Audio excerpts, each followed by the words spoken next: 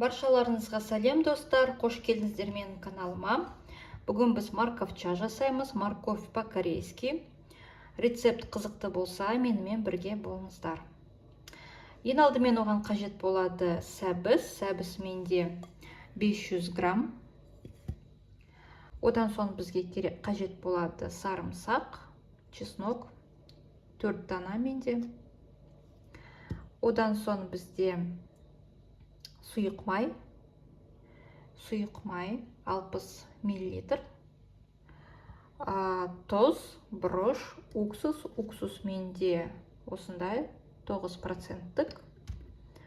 Одан соң кориандр және де қант. Және де осындай бізге терка қажет болады. Осындай теркамен істеуге кеңес беремін. Осымен жақсы шығады.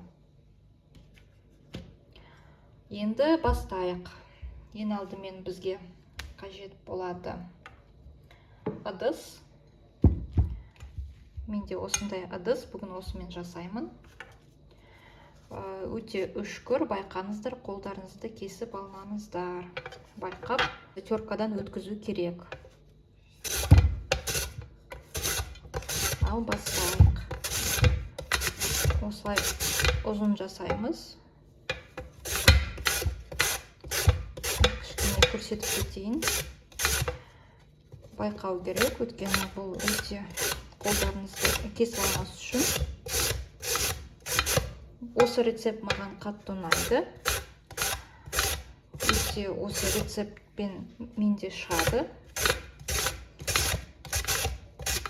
Істеп көріңіздер. Мінекей осылай жасаймыз. Сәбізді осылай теркадан өткіземіз. Осылай ұзынша болу керек.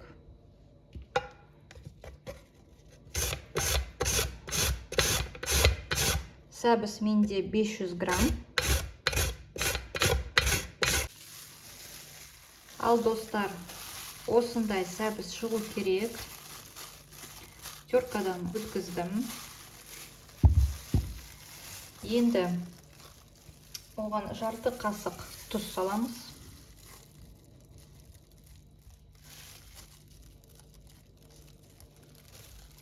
Міне менде жарты қасық тұз.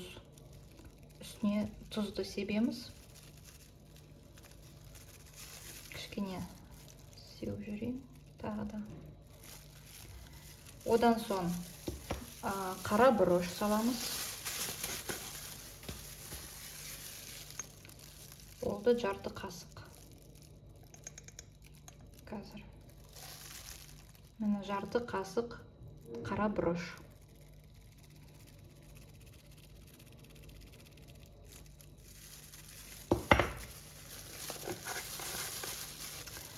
Одан соң бізге кориандр қажет болады.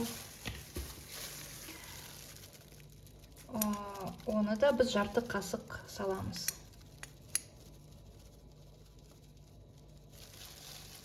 Жарты қасық кориандр.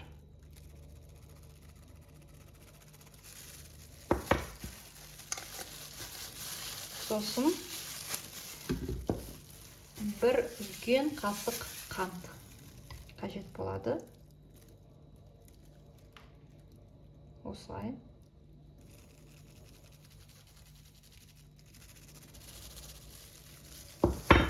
Енді осыны жақсылап тұрып араластырамыз. Қасына оны үстіне чеснок саламыз қазір. Осылай біз жақсылап тұрып араластырамыз. Жаңағы специяларымызды бір-біріне қосылсын. Енді маған керек болады чеснок. Чеснокодавка менде.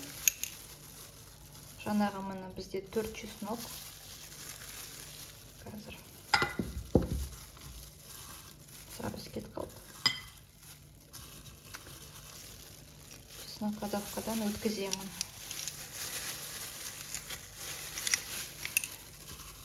Чеснок бізде бір үлкен қасық болып шығады. Чеснокодавкадан өткізсеңіздер. бір үлкен қасық чеснок болып шығады.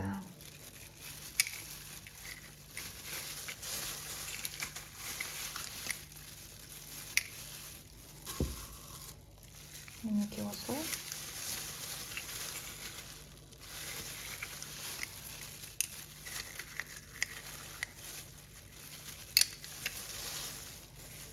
Чеснок саламыз.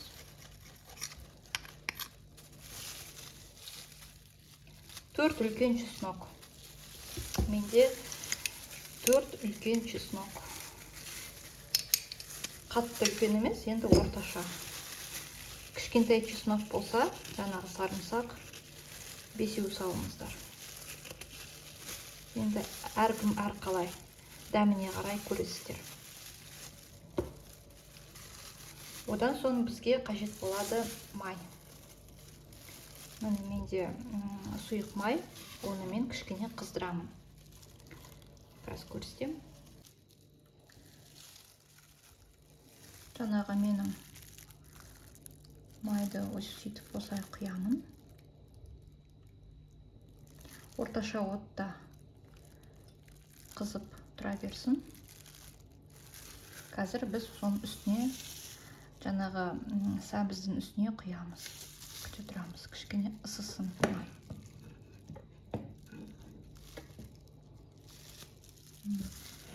Сәбіз қат-қат. Көрмей қалдым.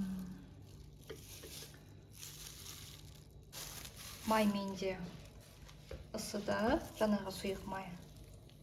Енді қазір біздің салатымызға жаңағы осы жерге құямыз. Жаймен деп. Қатты ысытқан жоқпын. Орташа отта тұрды.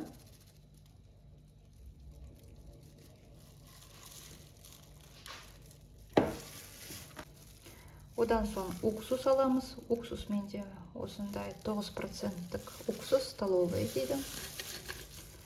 2 үлкен қасық құямыз.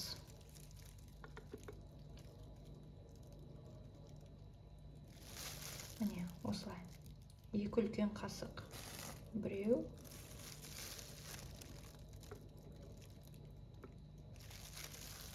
Екеу.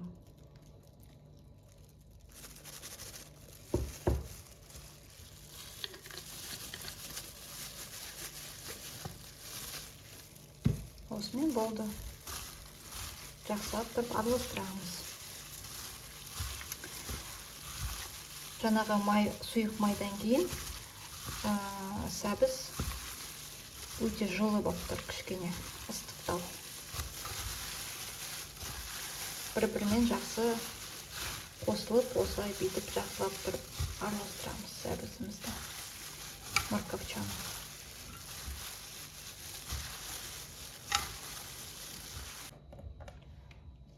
Ал осындай мінеке біздің морковча шығады. 1-2 сағатқа холодильникке қойып қоямыз. Сонда жақсы шығады. Қазір ол дайын емес. 2-3 сағатқа қойып қоюға да болады. Немесе кешке жақын жасап қойып, ертеңгі күніне жеуге болады. Бетін жауып қоямыз да, мен тоңазытқышқа қойып қоямын.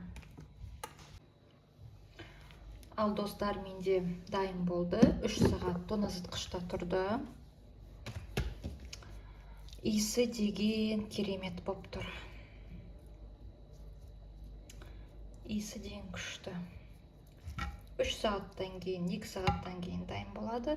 Қазір бірге дәмін көреміз. Тарелкемізді салайық.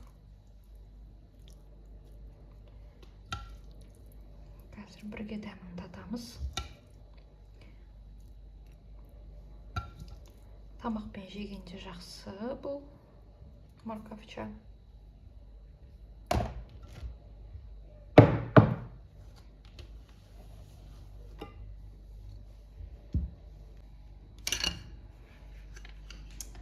Иісі деген күшті болып тұр.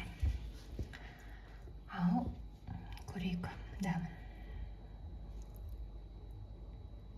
Бисмилля.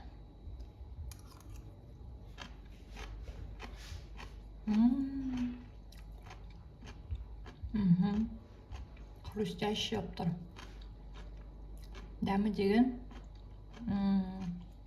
мен қызыл бұрышты салған жоқпын. Ащы қатты істеген жоқпын. Бізге осылай ұнайды.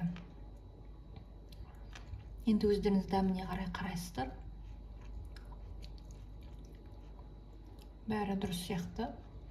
Дәмі сарымсақтың да, специяларды бәрін қосқаннан кейін бір кәдімгідей дүкеннен морковча сияқты. Морковь по-корейски сондай шығып тұр.